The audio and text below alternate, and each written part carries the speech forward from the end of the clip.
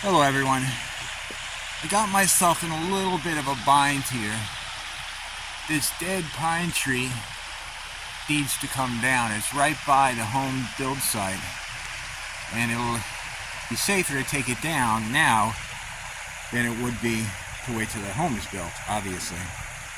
Now I got a creek on this side and a bank on this side. Now I cut the notch over here. The tree was actually leaning this way a little, but I guess I misjudged it somewhat, and now it's leaning back to fall over the creek. And to add to the dilemma, my Stihl chainsaw is stuck. Now I'm going to try to save the chainsaw bar, and if it works out right, it'll be a lot easier to cut this laying this direction than it would be laying across the creek here.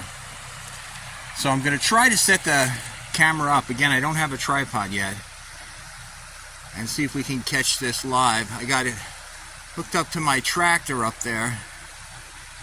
I'm far enough away I can't be hit by the tree. Let me see if I can find a space to set this up and get some of this in the shot.